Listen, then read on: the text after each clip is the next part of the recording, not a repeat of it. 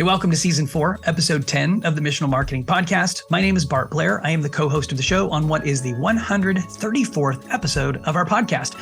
We've been producing this show since the spring of 2020 with the intention of helping churches grow by leveraging digital marketing and effective communications. And what I'm planning to do today is to share with you a church communications checklist in preparation for Christmas in 2023. Now, calling this simply the Christmas Communications Checklist. Now, the truth is, you can apply this particular checklist to any and all events that you're hosting or doing in the context of your church.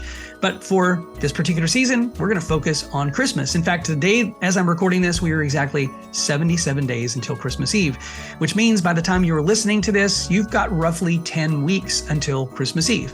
If you and your team are not already in the deep end of the pool with planning your Christmas Eve services, now is the time to start. In fact, you can sit down with this particular checklist, work through it as a team together, and hopefully this will help you get as much momentum as possible going into Christmas of 2023. Now, obviously, one of the things that makes Christmas this year a little bit unique is the fact that Christmas Eve is a Sunday, which really gives you an opportunity to invite and connect with people on a Sunday morning, whereas in other years, you might be planning a midweek service of some sort.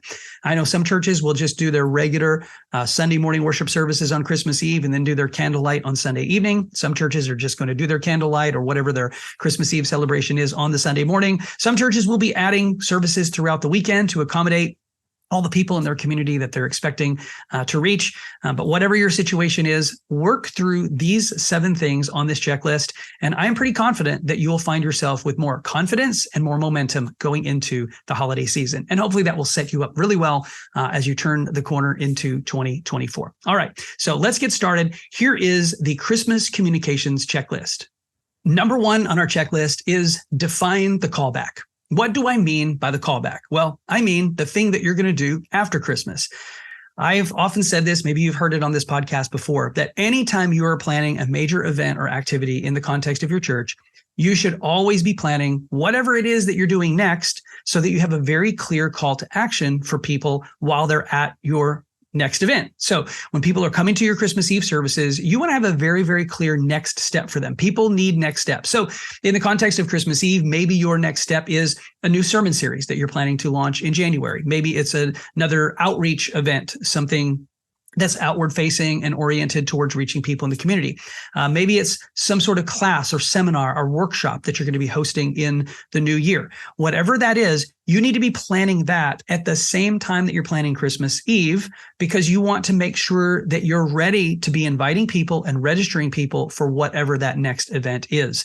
I always say this with churches that I'm coaching, with churches that I'm working with, that while we're planning any major event, we always want to be thinking about the next step for people. So this will really affect the way that you're communicating at the event itself, maybe not necessarily so much leading up to the event, but it's always important that everybody on your team knows that on Christmas Eve, when we have all of these people on our campus at our location, we're all trying to move them towards the very next thing, which is fill in the blank. So as a team, you should be defining the callback. What is the callback? What are we calling people back to after the Christmas Eve services? Define the callback, and this will actually hopefully help with your retention and keeping people connected into your community. You're going to have a whole lot of people in your services on Christmas Eve that are maybe they're your CEOs, right? They're the people that are connected to your church. They're probably part of your ring one, your people, but they're Christmas, Easter only people, or as Jason Hamrock calls them, they're the CEOs of your church. Perhaps you're going to have a lot of people on your campus who don't actually attend your church or don't attend any church. Think through what you want all of those people to be doing next after Christmas Eve. So item number 1 on our checklist is to define the callback. Item number 2 on our checklist is clarify what you're inviting people to. Now, I know that might seem obvious. We're inviting people to a Christmas Eve service. Right. But what you're doing and the way that you're inviting people is going to mean different things to different people in your community. Think about this. Now, you've got ring one people. Those are people who are connected to your church. They're part of your church family. And what you're inviting them to do is you're inviting them to come and celebrate the birth of Jesus. Jesus is central to who you are as a church. You're inviting people to come and worship Jesus with you. And the language that you use with those people is obvious, right? Come to church because you are part of our church. It's important for us as a family to be together together, to be celebrating Jesus together, because Jesus is central to everything about who we are and what we do, right? So ring one communication, it's okay. Invite people to come and worship Christmas Eve. How about ring two people? Remember, ring two people are those people who are in your geographic area who are not yet connected to your church, or maybe not even another church, but they're actively looking for a church. Now, what do you want to invite those people to? Well, they may be believers or they may not. If they're believers, then inviting them to come worship for Christmas Eve makes sense to them. But if they're really just spiritually hungry people who aren't yet connected to a church, maybe inviting them to worship is not the thing that you're inviting them to do. Maybe you're inviting them to come and explore your church family, to get connected, to celebrate the season with a new family of Jesus followers, right? You're inviting them more to come in so that they can explore your church to see if you might be a good fit for them, because they're actively looking for a church. Now, there are different methodologies and different platforms that we're going to use to connect with those ring two people, but the language that we're going to use is inviting them to come and explore us as a community, because ultimately that's what they're looking to do. If they're already a believer, they're looking for a place that they can plug in and maybe serve and grow as disciples of Jesus. If they're just spiritually curious people who are spiritually hungry, they're looking to get spiritual questions answered. They're not necessarily coming to worship, but they're coming to get questions answered. They're coming to get connected in community, into a spiritual community, so that they can get closer to God, right? So that might be some of the language that you want to use. Now, ring three, all the other people in your community who are not actively looking for a church. This is a completely different ball of wax here, okay? I heard a pastor say this recently, and it really changed a lot of things for me. He said he wants his church not to think about the community that they're trying to reach, but to think like the community that they're trying to reach. Let me say that again. We don't want to be a church that thinks about our community. We want to be a church that thinks like our community. There's some nuance there, right? And what does that really mean? Well, it really means that we've got to understand the people that we're trying to reach. We need to know what their hurts and their hangups, their fears, their worries. We need to know and understand what the things are that are important to them, not because it's going to change our priorities as a church, but it changes what we're inviting them to, or the way we're inviting them. It changes the language that we use. Let's face it, the local church in America today is no longer the home team. We are now the visiting team. And so we've got to play by the home team rules to some degree. The other thing that we have to realize is that we are like missionaries in a foreign field, which means we need to contextualize what we're saying and put it in a language that the audience that we're trying to reach really understands. If we simply use our language, our lingo, our technical terms for things, then the people we're trying to reach may not get it. But if we can put things into terms that they really understand, and we can invite them into things for reasons that are actually going to scratch an itch that they have or solve a problem that they're looking to solve, then it gives us a better chance of actually meeting them where they are and bringing them into our spiritual community. Now, ultimately, we know that these people all have a God-sized hole in their heart, a God-sized hole in their life. They're trying to fill it with other things. We want to help them discover a personal relationship with Jesus, because we know that's the only thing that's going to fill that hole. But at the same time, we need to make sure that we're inviting them to things in a way that is enticing and exciting for them and want to get involved in. So let me just kind of break this down for you. If I were trying to reach people in my community who weren't necessarily looking for a church, who weren't interested in church, who maybe don't have much of a spiritual background. These are the unchurched, the dechurched, and the churchless people in my community. I would not be inviting them to worship. I would not be inviting them to celebrate the birth of Jesus. I would be inviting them to come and create a Christmas experience for their family that will be one they'll never forget. Because really, that's what they're looking for. If they're going to come to your church, and it's not because of a spiritual question or a spiritual need that they have, if they're going to come check out your church, not because they're actively looking for a church, what's going to get them there? Well, I think what's going to get them there is you having the ability to create a family experience and family memories that will help their family grow closer to one another. Now, we know ultimately a family that's growing closer to God has a much better chance of growing closer to one another, but we're not going to be able to help them grow closer to God if we can't get them into incarnational community and connection with us. So let's invite them to come and celebrate the Christmas season in a way that will help them connect with their family and forge family memories and build some nostalgia for their lives. Think about this. Many of the people that we're trying to reach in our communities, they've probably had some tough years. Maybe 2023 was a hard year. What if this was a year that celebrating Christmas with your church could help them restore their hope and restore their joy and to restore some peace in their family? It's not about worshiping Jesus for them, even though that is what it is for us as followers of Jesus. For them, it's about finding a safe place to create some memories and to do something that will be impactful for their family as a whole. So think about how you're communicating to the people in your community and what you're actually inviting them to, right? So clarify what you're inviting people to experience and contextualize that for your ring 1, your ring 2, and your ring 3 audiences. And that's the second thing on our checklist, which is to clarify what you're inviting people to experience. And that brings us to number 3. You need to build a Christmas landing page on your church website. That's right. A landing page, one page, usually it's like www.mychurch.com/Christmas. And you need to put anything and everything that's relevant to your Christmas season on that single page. Maybe you're having a live nativity. Maybe you're doing a gift wrapping event. Maybe you're doing some other outreach events leading up to Christmas Eve. Maybe you're doing a Christmas teaching series, sermon series. You can put all of that content on one single page. But here's what I want you to think about. I want you to build this landing page and write all the copy as if the only people reading it are ring 3 people. Now, the default for most churches is to create a landing page so that they can deliver this to the people in their church so that everybody in their church knows what's going on Christmas Eve. But here's the reality. Christmas Eve is a Sunday this year. If people are part of your church and they're in town, they're going to come unless you're doing something like really crazy, like completely changing service times or, adding a bunch of service times. Obviously, you want to use that page to communicate that to the people who are in your ring 1. But for the most part, you want to use this landing page to connect with people in ring 2 and ring 3 who haven't yet decided that your church is a good fit for them or that this event or this activity is something that's naturally going to fit into their schedule as a family. So put all the information on that landing page that needs to go on that landing page, everything that you can about your Christmas experience at your church, but write it and think through it like your audience that you're trying to reach. Think like the people that you're trying to reach and put things in language that will resonate with them. Okay. So that's number 3, build a Christmas Eve landing page for your church. And number 4 on our checklist is print some postcards and some posters. Now, I know Missional Marketing, we are a digital marketing agency and we are all things digital. And this is where we kind of hang our hat. We're the pros when it comes to digital marketing. But the reality is there's no better time for you to be inviting people in your community, for the people in your church to be inviting people in your community than to Christmas. Christmas and Easter, those are like the easiest times of year to get people who don't attend church to try church.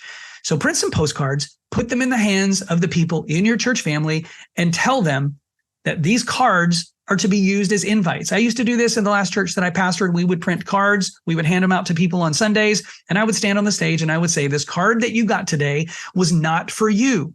This card that we gave you is for you to give to someone that you know that we don't know.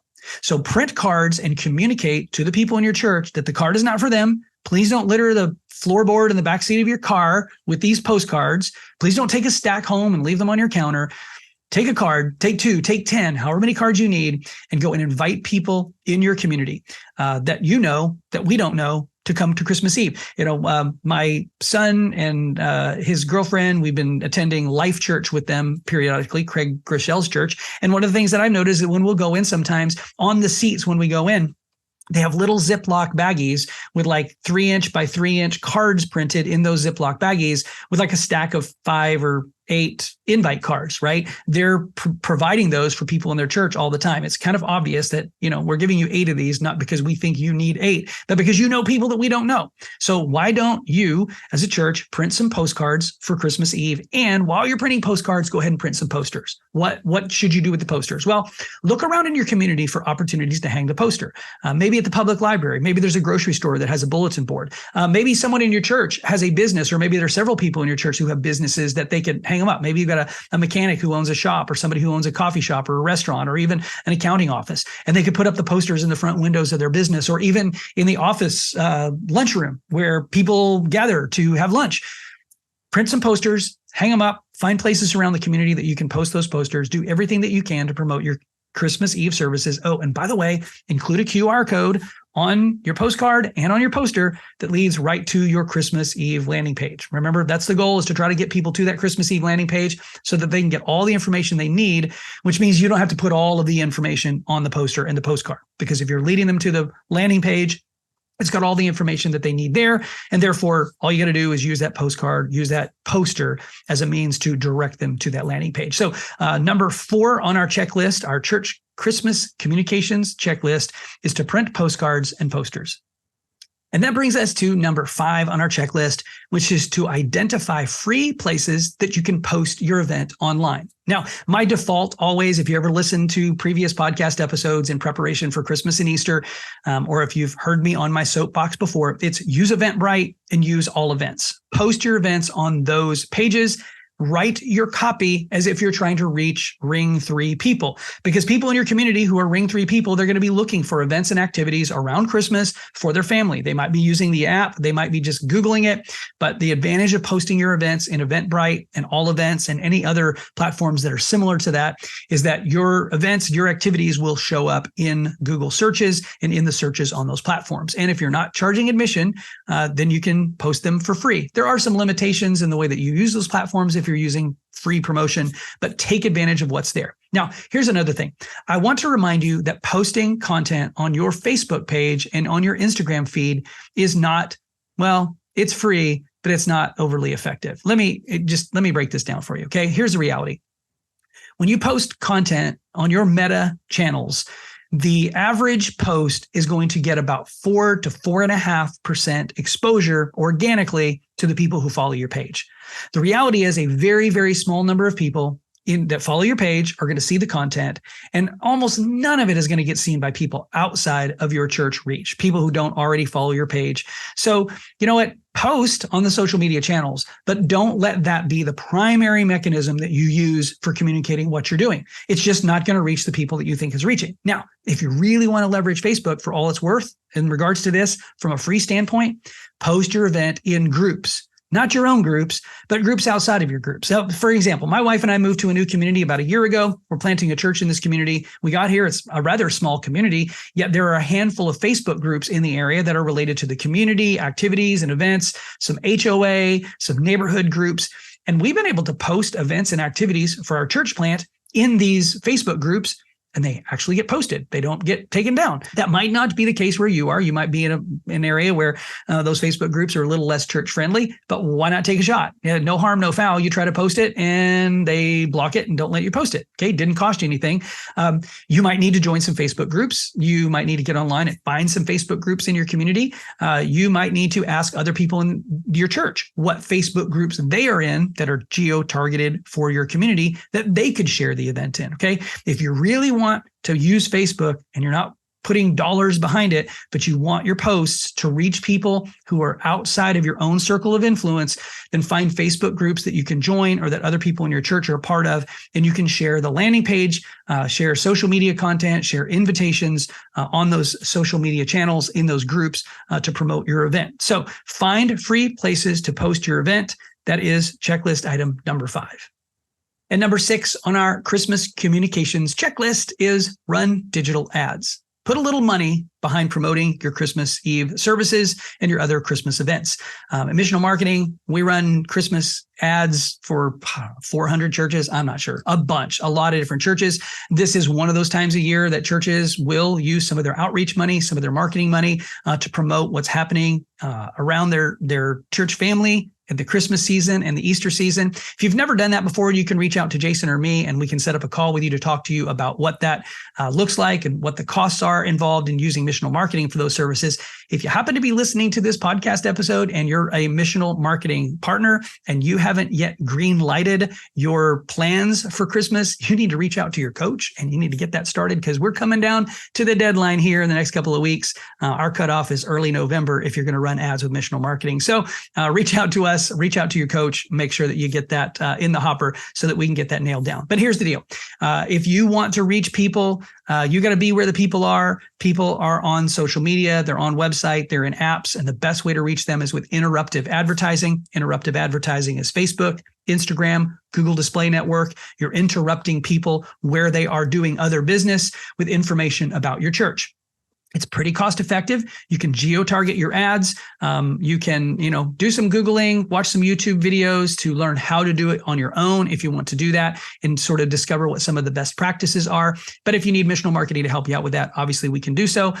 This is not intended to be a commercial for missional marketing, but it is intended to encourage you to sit down with your leadership team and say, hey, when you're budgeting each year, you probably should look at, the 2, 3, 4 big events that you do as a church each year and try to set aside aside some funds to put some digital ads behind those things. Obviously, those ads are going to, again, lead people to your Christmas landing page, which is why you built that Christmas landing page. So you don't have to have all the information in your ads. You just need to have an enticing reason for people to click that ad to come over to your landing page so that they can learn more about what you're offering them for Christmas in 2023. Again, think about creating your ads to reach that Ring 3 audience. If at all possible, if you can get permission, do not use the word worship in your Christmas Eve ads. Don't write, come worship with us at Grace Church. Put, come and celebrate Christmas. Come and create family memories. Come and experience the real meaning of Christmas. Come and find hope and joy this Christmas at Grace Church. Just don't use the word worship. And the reason I'm avoiding the word worship is because I'm trying to reach people who don't worship. I'm trying to reach people who are simply looking for some kind of nostalgic experience for their family. I'll eventually teach them how to worship once I introduce them to who Jesus is and why he's important to their life. But I'm not going to use that as the lead line in my advertising. Hey, that's just me. You do whatever you want, but there's my 10 cents worth there. The number 6 thing on our checklist is to run digital ads. And finally, number 7 on our checklist is to pray. I probably should have made this number 1, but I'm going to make it number 7 because we're going to land the plane on it. This is the runway that we take off with, and it is the runway that we're going to land the plane on, and that is to pray. Look, we can apply all these strategies and tactics and systems and processes, anything that we can think of because we're smart people and we're talented people. But at the end of the day, it's the Holy Spirit that's going to do the work to draw people into connection with your community, your church this Christmas. So pray. Pray individually, pray as a team, pray as a staff, pray for the community that you're trying to reach. Pray for the team that is putting the Christmas Eve services together. Pray that your Christmas Eve services would not only be honoring to Jesus, the King of Kings and the Lord of Lords, but pray that you would have an opportunity to introduce him to many, many people in your community this year who don't yet know that he is the King of Kings and Lord of Lords. Pray, pray, pray. I'm going to finish with that. These are 7 things that you can do this year on this checklist to get as much momentum as possible leading up to your Christmas Eve season. I hope that this has been helpful for you. Hey, if you're watching on our YouTube channel and perhaps you can think of another thing that should be on this checklist that I didn't include, leave a comment below. Love to have some engagement with you there. And maybe there's a question that you have about some of or one of the steps in this particular checklist. Jason and I will be recording another Burning Questions episode here in another week or so. So go ahead and email me your question. bblair@missionalmarketing.com is my email address. Just put in the subject line that it's a burning question or a question for the podcast. We will add it to our list of things to discuss in our next Burning Questions episode. Thanks again for joining us. We appreciate the fact that you tune into this show. If you haven't ever left us a rating or review wherever you listen to the podcast, please do that. And if you haven't yet subscribed, make sure that you do so that you don't miss any of our future episodes. Thanks again for tuning in. I'm Bart, and I'm out.